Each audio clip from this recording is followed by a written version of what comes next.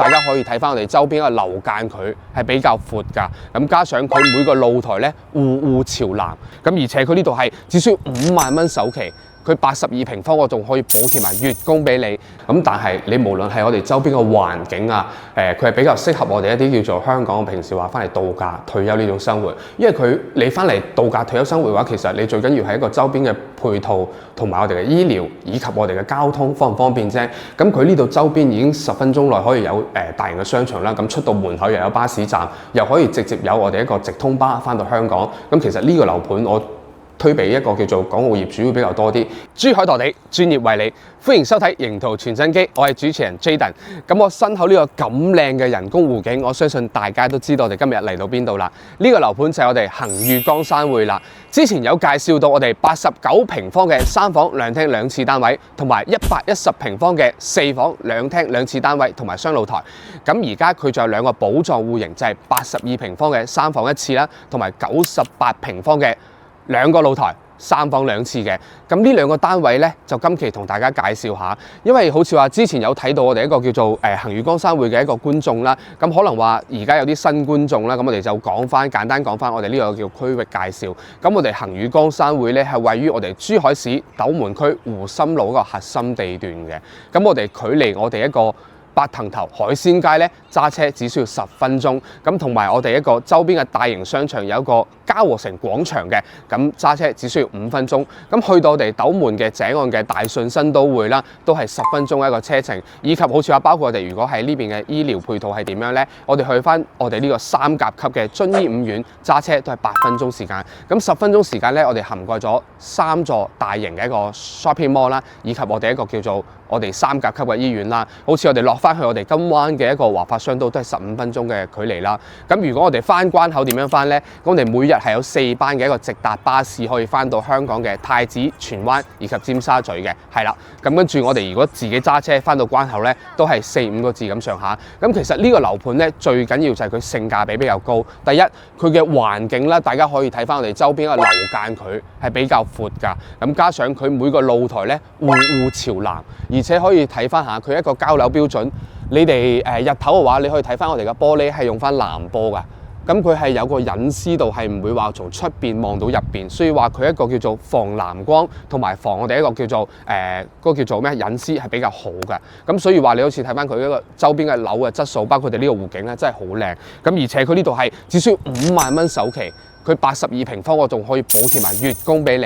咁而家我哋事不宜遲啦，上去我哋98平方嘅示範單位啦，喺我哋9座呢度嘅。咁我哋而家在售話咧，就我哋8座嘅2單元，亦即係我哋而家睇到嘅身後呢個位置，可以將個鏡頭放大少少。咁佢呢個位置咧，啱好係可以望到我哋成個湖景㗎。係啦，冇錯。咁事不宜遲啦，我哋上翻去98平方嘅一個示範單位，展示翻俾大家睇睇，同埋我哋一個介紹翻我哋嘅裝修標準啦。咁我哋而家嚟到我哋一個9棟2單元呢個示範單位啦。咁佢係4樓嘅，咁佢一共係2 lift 4伙嘅一個設計。咁我哋睇翻佢係2部電梯，咁跟住01、02咧係82平方嘅3房1廁。咁我哋呢邊係04。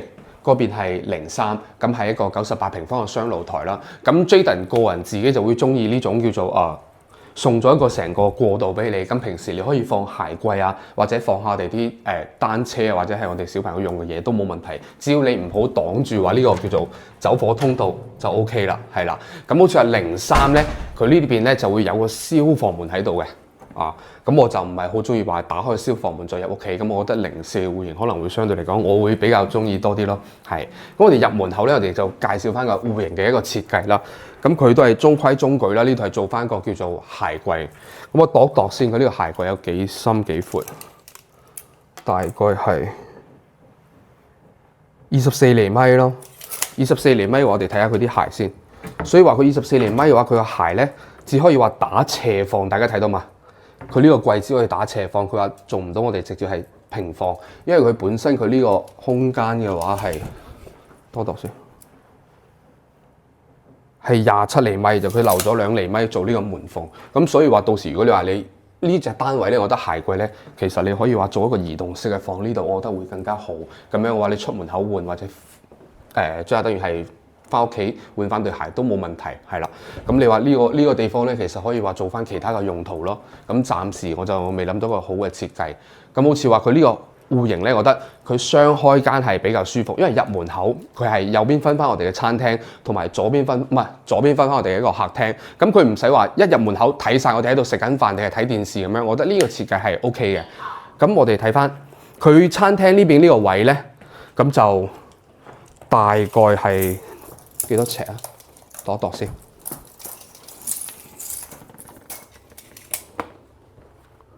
2.5米，亦即係7尺半嘅7尺半嘅一個開間。咁相對嚟講，好似我哋擺翻張6人台或者8人台都 OK。咁跟住你入翻廚房睇啊，廚房咧佢係做一個 L 型嘅設計。咁因為佢呢種本身唔係4袋閘，可能話佢有個空間感唔係話特別利用得好好。咁呢度係預留咗個冰箱門、冰箱位俾你。但係如果你呢度放雙門冰箱嘅話，咁你可能呢個櫃咧就會頂住咗啦。或者如果你係呢個位係幾長？70，除非你放一隻可以嗰隻超薄嘅70嘅一個冰箱，咁你啱好個門咧就可以開到嚟呢個位置，仲可以話放下嘢。但係你就呢度會突出少少，咁你到時咧你就要喺呢邊入門口啦，呢邊入廚房係。咁佢冰箱會阻咗你少少位。咁跟住佢呢邊係雙露台嘅設計啦。咁我哋睇翻先。哦，佢關咗，開翻佢。佢雙露台嘅話，我哋出翻嚟嘅話，呢邊咧，好似如果我哋喺8座2單元就係前面嗰座啦，咁佢會望翻我哋後面嘅一個叫做好嗰個景觀，咁就冇遮擋。咁我哋呢邊係望翻樓景嘅，咁佢呢個4樓嘅位置望翻園林啦。咁但係我就覺得佢呢個露台嘅設計相對嚟講會真係小氣咗少少，因為呢個細露台或生活露台就會細咗啲。因為你可以睇翻佢呢度開間都係大概76左右啫，即係並冇1米，1米都冇。哎呀死啦！攝咗落去又唔係嘛？點？哎呀，佢咪整翻起身？哦，得啦 ，OK。咁跟住佢咧，呢個露台就相對細啲咯。咁睇翻我哋一個平時嘅景觀露台先啦。咁我哋廳嘅開間咧，啱先我度咗啦，喺3米半嘅。3米半嘅話，其實我哋呢個位放翻個2.7米嘅一個 sofa， 差唔多啦。係啦，啱好呢度呢張 sofa 咧係2.4米嘅。咁你放翻個2.5米，其實都夠晒位。咁跟住我哋3米半嘅開間，其實你坐喺度睇電視，我哋用翻個70寸甚至75寸，你都係夠晒一個 OK 嘅嗰個視覺感。咁我哋睇翻呢個露台先。呢個露台嘅話就會正規少少，但係而家我哋喺9棟嘅位置啦，可能我哋會望到湖景。但係如果我哋喺嗰個叫做8棟嗰邊咧，可能就會望到個大嘅，望唔到呢個細嘅湖景。係啦，咁攝影師可以俾翻個鏡頭，呢個係細湖景嚟嘅。咁跟住嗰邊嗰度先係大湖景，即係我哋啱先開鏡嘅地方。咁呢個露台咧就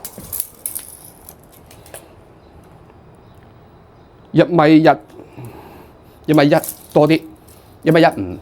咁呢個露台就會舒服啲，你顯得。咁平時晾衫嘅話，其實我哋就可以晾翻嗰邊。咁我哋因為我哋本身呢個露台咧係朝南，嗰邊朝北嘅。咁我哋睇翻個格局先啦。佢入翻嚟呢度係做翻個公共洗手間。咁佢呢個洗手間嘅設計咧就會做得比較方正啲，因為我哋睇咗好多個啲叫示範單位啦，佢一係就長條形，一係就鑽石形。咁我就覺得呢啲正方形少少，相對嚟講會比較舒服。我係比較中意呢種嘅，因為起碼如果你好似話我沖涼咧就會中意個花灑沖過嚟，咁呢度殘木路就唔會話阻到，係啦。咁呢種㗎嘛係比較 OK， 而且佢呢度成個格即係嗰一個叫做位咧，我哋 OK， 冇可能話馬桶如果放呢邊嘅話，咁佢就會頂到個門啦。所以話佢就呢度洗面，咁我哋一個坐廁就放翻呢度。咁跟住睇翻呢個房間先，咁你可以睇翻呢個房間係比較方正啲嘅。咁跟住後尾呢度係飄窗位啦，佢用咗個飄窗位做翻我哋一個叫做差唔多2.7尺嘅床。咁其實正常嚟講，呢間房可以放翻個4尺半都冇問題。咁跟住呢邊可以做翻個衣櫃，衣櫃嘅深度嘅話大概去到55咯，到呢個位置，即係呢個位置。咁跟住呢邊咧就放翻我哋一個4尺半嘅床，都係夠晒位。跟住飄窗台仲可以放啲嘢，係啦，咁都可以做到3面落床嘅。咁呢個房間大概平方數係去到13個平方㗎，係都有。咁就睇翻呢個書房啦。呢個書房咧佢就係一個半贈送嘅面積啦，因為佢到時交樓嘅時候咧，佢呢度都會幫你封好窗。咁呢邊咧，如果喺我哋08座嗰邊咧，咁佢都可以望到我哋一個遠邊一個叫做江景，係啦，就成個白藤湖，你可以望晒。咁呢個房間都有13個平方嘅。咁呢個房間其實放張個床應該點放？呢邊係電視位，咁床大概就放呢個位置，咁樣話呢邊做衣櫃，呢度衣櫃可以做幾隻？多度先。做翻個米4嘅衣櫃，米3嚿米3嘅衣櫃，佢呢邊放翻一個叫做3尺6嘅床，係啦。咁再睇翻個主人房先。主人房嘅話，佢呢個展示咧，佢就放咗個4尺半。咁其實你放到我哋一個叫做5尺4嘅都冇問題，即係米8床，咁都可以做到3邊落床位嘅。咁好似話衣櫃嘅話，如果你中意嘅話，其實我覺得嗰個位置呢邊呢個位置可以做一個梳妝台，呢邊做梳妝台。唔要呢個叫做床頭櫃，咁床頭櫃放嗰邊，咁啱好我哋成個衣櫃位都可以。咁如果你覺得衣櫃唔夠用嘅話，其實喺我哋呢個位置，如果你唔放電視嘅話，其實呢度再做多個55厘米嘅一個叫做衣櫃啱好，仲可以3邊落床都冇問題，係啦。咁跟住我哋睇翻佢主人個套廁先啦。主人套廁嘅話，其實佢呢個洗手間呢個沖涼位都係用翻一個比較方正少少嘅，顯到個空間感會大好多啊。咁佢主人房咧，佢交樓標準佢送咧就係我哋一個叫做智能馬桶。咁其實你話呢個空間98平方嘅話，做3房雙露台嘅話，就會房間大啲。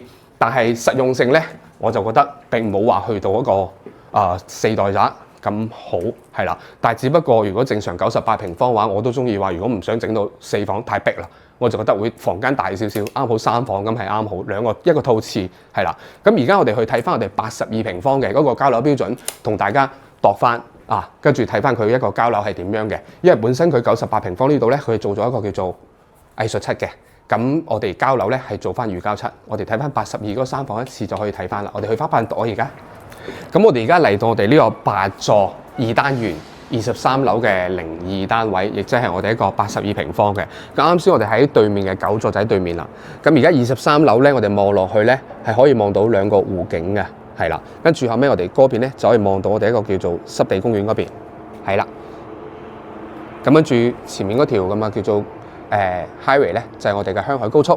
咁由關口過嚟咧都係4-5個字嘅啫。咁我哋可以介紹翻佢呢個裝修標準啦，因為你而家睇到所有嘅嘢，全部就係你一個交樓標準啦，包括你買落嚟就係咁樣。咁我哋可以從門口介紹翻先。咁好似話而家我哋睇到隔離屋嗰啲啦，已經有人入住咗，送咗冰箱嘅。啱先嗰邊係98平方，咁佢入到嚟咧，呢個咧都係我哋一個實木門，佢嘅質地都係做得唔錯嘅。因為你諗翻下，佢而家82平方嘅話，應該都係賣到100幾萬，咁5萬蚊首期，咁呢個裝修其實都對得住呢口價，因為你喺珠海嚟講，而且佢呢個指紋密碼鎖咧，佢有我哋指紋，跟住有咩？操作失敗，喺呢度有我哋一個拍卡啦。跟住後尾密碼啦，跟住呢度係有人面識別嘅。跟住到時咧，如果你話冇電嘅情況下咧，佢仲有個叫做機械鎖匙可以喺呢度插入去嘅。咁跟住佢入門口啦，呢度係做咗一個應該係鞋櫃位㗎啦。咁我度一度佢個位大概幾多先？我刮翻佢埲牆先。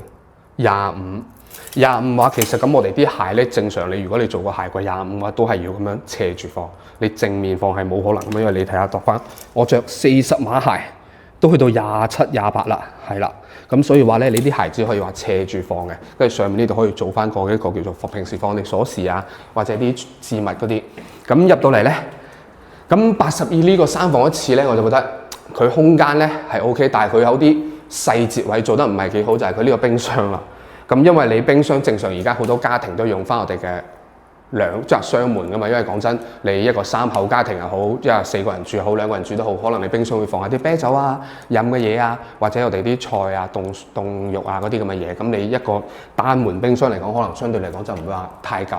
但係除非你話買一種叫做1層、2層、3層嗰種冰箱就 OK 嘅。咁呢個做翻我哋少少嘅櫃咁樣包翻邊，佢會比較靚啲。係啦，咁佢呢個位嘅話，大概係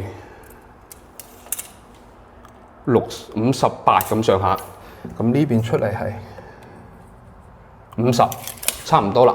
呢啲冰箱嘅話，咁跟住佢廚房咧，相對嚟講呢個82平方咧就會細咗少少。咁佢入邊係冇冰箱位俾你擺，佢只可以 set 咗喺嗰度。咁你成個 L 字形啦，咁平時你嘅操作都係 OK 嘅，洗跟住切炒，跟住出嚟。咁跟住可以睇翻咁佢嘅裝修標準咧，咁佢呢個櫥櫃都用翻我哋嘅 Unison 嘅。佢呢啲櫥櫃一個品質，我覺得係做得唔錯嘅。咁可以睇翻下，佢呢度係呢個面咧係好舒服咁摸起身係。咁跟住佢呢個灶頭，我抽油煙機同埋我哋灶頭，仲有我哋嘅消毒碗櫃都用翻法國嘅法國呢個品牌，係啦。咁跟住你睇翻佢呢個門窗都係用翻 Kinex 佢嘅門窗。佢呢個係名廚嚟嘅，跟住熱水器放咗喺呢度啦，係用翻 Sakura。咁佢呢個叫做，有水。佢呢個叫做咩？星盤同埋個水龍頭都係用翻 glass 嘅。咁所以話佢呢個老細咧，佢做呢個揀嘅時候咧，全部都去晒自己去揀呢啲嘅裝修嘅品牌。咁所以相對嚟講係佢用嘅品牌比較高端啲。咁入邊仲有我哋仲有一個涼霸嘅。咁你可以睇翻下成個廳咧，佢做翻我哋一個叫做包，即係我哋一個叫做呢個筒燈啊，呢邊啊，唔會顯得你個廳咁即係咁加單調咯，係啊。咁佢就一個空調全部幫你裝好晒佢，呢度係包晒冷氣嘅。咁可惜嘅就係一樣嘢就係佢呢度係燈咧要自己去買，咁佢就送咗燈泡俾你嘅。咁佢呢度全部嘅磚咧，你可以睇翻下佢用翻一個叫做水墨畫咁顏色去拼接翻嘅。佢應該呢隻係60乘米2嘅話，呢隻磚係啊冇錯，60乘米2嘅。咁呢種磚咧，相對會比80乘80嘅磚會貴少少。咁咪睇翻佢露台位啦。露台位其實同我哋啱先98平方嗰個都係個開間都係差唔多米幾。咁但係呢個闊度肯定冇98嗰就咁大啦，係咯。咁你可以睇翻佢外牆呢度咧。咁我哋睇到好多啲叫做交樓標準。佢外牆呢度係用我哋啲磚一格格去砌出嚟嘅，唔係話齋有一縫嘢喺度。因為你用呢啲一格格嘅磚去砌翻個外牆嘅情況下咧，咁呢個人工同埋成本會貴好多，而且佢係襟夠啲嘅，係啊，即係會襟啲㗎。咁跟住我哋睇翻個廳嘅開間幾闊先，就唔好目測啦，直接帶把尺嚟度啦今日。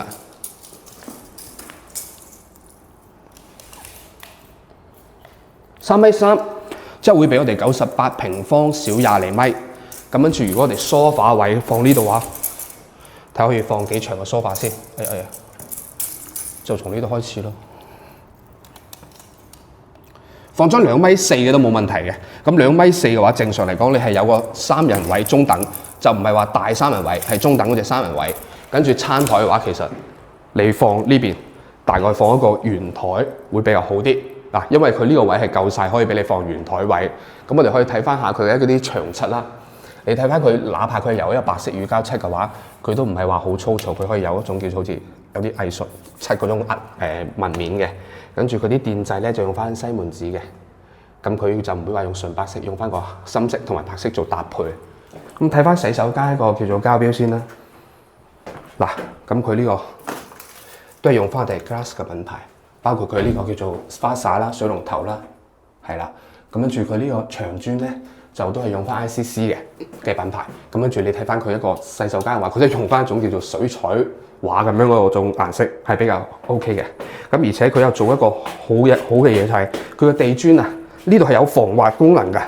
嗱，好似我咁樣捽，咁都係有個防滑功能嘅。咁係以防我哋好似平時啲用戶話會即係怕佢一個叫做跌親。咁跟住佢入邊呢個台咧，全部用硬板，佢唔係用普通啲咁叫做板，佢用啲好實淨嘅硬板。你聽我敲落去嘅聲音就知啦，係啊。所以話佢呢個裝修係比較靚，但係戶型咧就實用性咧就冇話太大咯。包括佢鏡櫃呢啲都有做好晒俾你哋。咁你嚟睇翻一個叫做客房先。客房嘅話，呢個飄窗台咧，到時呢啲圍欄咧，你收樓時候係可以拆㗎，冇問題。因為佢本身呢度係有個螺絲位係掀開呢塊板，佢有個螺絲位係可以拆咗佢。咁到時咧，呢啲咁嘅邊位，你去叫物業補翻少少漆就得㗎啦。咁加包括佢每個房間都有冷氣送翻俾我哋。咁如果係呢個房間嘅話，睇下放幾大嘅床會合適啲先。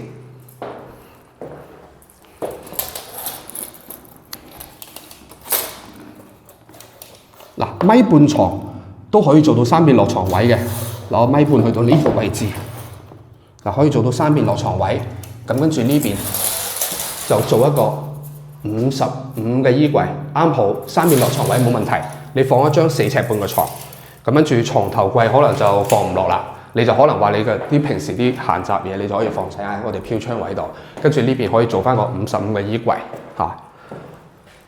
佢呢個位係有啲奇怪，呢個位係有個咩嘅頂住個門嘅，即係佢做埋呢個位俾你。咁呢度如果到時你中意嘅話，可以油個漆會比較靚啲。咁睇翻呢間房先啦。呢間房嘅一個view咧，都係可以望到我哋湖景。你平時做我哋 studio 啊，或者係我哋一啲叫做平時會客啊，或者好似做一間客房都冇問題。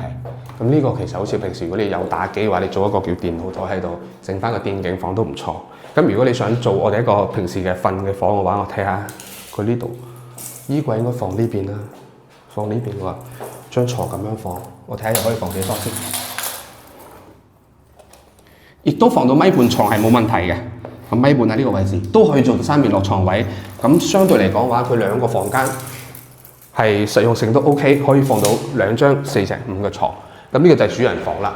咁佢呢個戶型唯一嘅缺點就係少咗一個主人嘅套廁，包括好似話你睇到佢呢個空間感係好大嘅，但係就會比89平方會少咗一個廁所咯。咁你如果呢邊放衣櫃55到呢個位置，即係到呢度啦。咁跟住我哋呢邊可以放一張幾長嘅床咧。你放6尺床都冇問題啊！你放6尺床嘅話，2米嘅床，跟住都可以做到3面落床位，而且呢邊仲可以話放多個床頭櫃，或者係我哋梳妝台都夠晒位嘅。咁呢個房間相對嚟講，主人房就會大啲。唯一美中不足就少個洗手間咯，因為而家呢個82平方嘅話，大概計埋落嚟話應該110萬有找，咁首期5萬蚊。月供就話應該係3800-9咁上下，3000你當佢4000蚊咯。但係佢而家有個發展商有個補貼，就係你頭2年每個月會補貼你3000蚊月供，亦即係你頭2年嘅話，你每個月只需要供1000蚊就得啦。咁呢個優惠力度咧係今期先會推出嚟嘅，所以話我今日先嚟到呢度話介紹翻呢個戶型俾大家睇，係啦。咁仲有89都係享有呢個叫做咩啊？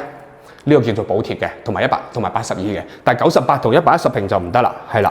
咁而家我哋落去總結翻我哋呢個叫做戶型嘅優缺點啊。咁其實呢個樓盤咧，我自己係真係好中意，因為本身除咗話你話距離我哋一個珠海市區，可能話要4-5個字嘅車程啦。咁但係你無論係我哋周邊嘅環境啊，佢係比較適合我哋一啲叫做香港平時話翻嚟度假退休呢種生活。因為你翻嚟度假退休生活嘅話，其實你最緊要係一個周邊嘅配套同埋我哋嘅醫療以及我哋嘅交通方唔方便啫。咁佢呢度周邊已經10分鐘內可以有大型嘅商場啦，咁出到門口又有巴士站，又可以直接有我哋一個直通巴翻到香港。咁其實呢個樓盤我推俾一個叫做港澳業主會比較多啲，而且我呢個應該成交咗有13間，好似喺24年定23年加埋2年，咁所以話佢哋都比較中意呢個樓盤，因為佢品質第一好高。咁但係佢缺點係咩呢？可能就話佢嘅使用率並唔係特別高，咁佢嘅一個實用率大概會喺90%左右，佢去唔到100%，係啦。咁可能話每個戶型佢都有少少一個叫做